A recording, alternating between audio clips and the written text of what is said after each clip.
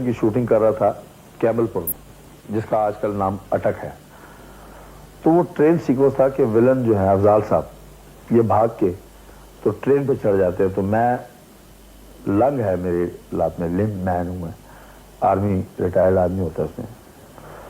تو وہ یہ ہے کہ اس ٹرین کو نہیں پکڑ سکتا، بھاگ نہیں سکتا ہیرو جو ہے.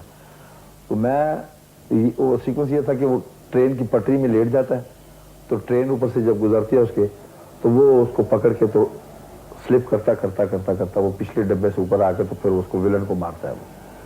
تو میں صحیح لیٹ گیا ٹرین کے نیچے. اب ڈرائیور کے ساتھ ہماری ایڈجسٹمنٹ یہ بنی کہ آپ کو جب گرین جھنڈی دے گا ڈائریکٹر، فائٹ انسپیکٹر تھے ہمارے مجید شاہ صاحب، وہ یہ شاٹ لے رہے تھے. بیسیکلی مزدور آدمی تھا وہ، ہماری طرح غریب آدمی تھا وہ. ہم لوگوں نے بہت ہی برا وقت جو ہے نا وہ بھی ساتھ گزارا ہے. حسن عسکری صاحب تو جا کے اوپر بیٹھ گئے، کہنے لگے جی میں یہ شاٹ اتنا رسکی نہیں دیکھ سکتا کہ ایک آدمی نیچے ٹرین کے نیچے لیٹا، وہ اوپر سے ٹرین گزر رہی ہے، اٹس ویری بگ رسک. وہ تو خیر بھاگ گئے. تو ڈرائیور سے یہ کہا تھا کہ جب تجھے ہم گرین جھنڈی دیں گے تو تم نے گاڑی کو روک دینا، وہیں بریک کر دیں گے، اور جب دونوں جھنڈیاں دیں گے ریڈ اینڈ گرین اکٹھی ملا کے تمہیں دیں گے تو تم تھوڑی سی سپیڈ کو بڑھا دینا. اب جب مجید شاہ صاحب نے اسے انڈیکیشن دینا تھا، جب اسے وہ سٹاپ سائن دینا تھا تو دونوں جھنڈیاں ان کے ہاتھ میں پکڑی تھی. تو اس نے کہا کہ شاید یہ کہہ رہے کہ سپیڈ دے دو، اور میں نیچے لیٹا ہوں، اوپر سے میری ٹرین گزر رہی ہے، اور جب تک کہ ساری ٹرین گزر نہیں گئی اس وقت تک اس نے گاڑی نہیں روکی جوان نے.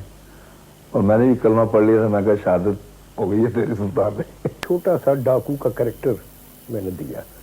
یوسف خان کے ساتھ چنیوٹ کی ایک بہت ہی سنگین اور سنگلاخ چٹان پہ اس کی فائٹ تھی. تو میں نے کلوز میں ان کا کام لے لیا.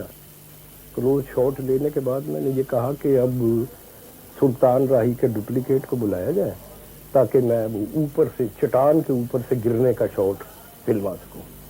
تو سلطان راہی بضد ہوئے کہ نہیں، مجھے ڈپلیکیٹ نہیں چاہیے، میں یہ خود کروں گا، اسے خود گروں گا. بہت سمجھایا کیونکہ خطرناک شاٹ تھا، لیکن اس کے اصرار نے مجھے ہتھیار ڈالنے تو مجبور کر دیا. اور میں نے کہا ٹھیک ہے، اوکے شاٹ لیتے ہیں. وہ 200-250 فٹ اونچی پہاڑی پہ چٹان پہ دونوں کھڑے تھے، سوڈ فائٹ تھی. 2-3 شاٹ کے بعد یوسف خان نے سلطان راہی کی چھاتی پہ لات ماری اور وہ 200-250 فٹ کی بلندی سے لڑکتا ہوا نیچے.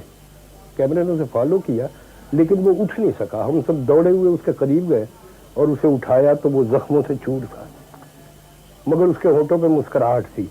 اس وقت میں نے اس کی آنکھوں میں ایک عجیب فاتحانہ چمک دیکھی اور اس کے سینے میں ایک ایسی چنگاری سلگتی ہوئی دیکھی جو کسی وقت بھی ایک بھڑکتا ہوا شعلہ بن سکتا. ابھی پچھلے دنوں میں کراچی گیا تھا شوٹنگ کرنے کے لیے. ایک فلم میری بن رہی ہے گاڈ فادر، اس میں ایک میرا علیحدہ اور ایک بڑا یونیک سا رول ہے، اور میں کوشش کر رہا ہوں کہ اسے میں بہت اچھا کروں اور آپ لوگوں کو پسند بھی آئے.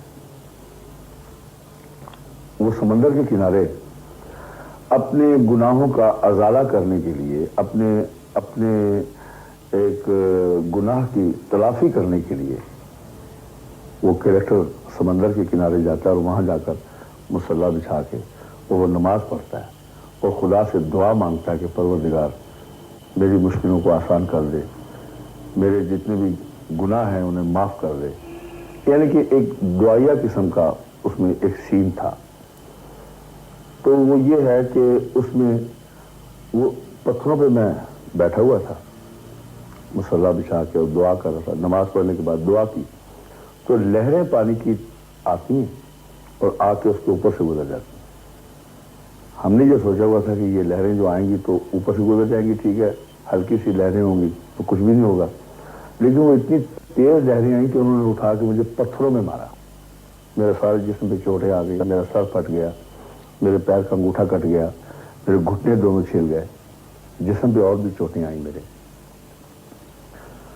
لیکن حالانکہ مجھے میرے ڈائریکٹر نے کہا کہ آپ اس کا ڈپلیکیٹ کر لیں، تو میں اس سین میں اتنا محض تھا، اتنا میں اس سین کے اندر گیا ہوا تھا کہ میں نے ڈائریکٹر کو یہ کہا کہ میں یہ ڈپلیکیٹ نہیں کرواؤں گا بلکہ I will do it my self.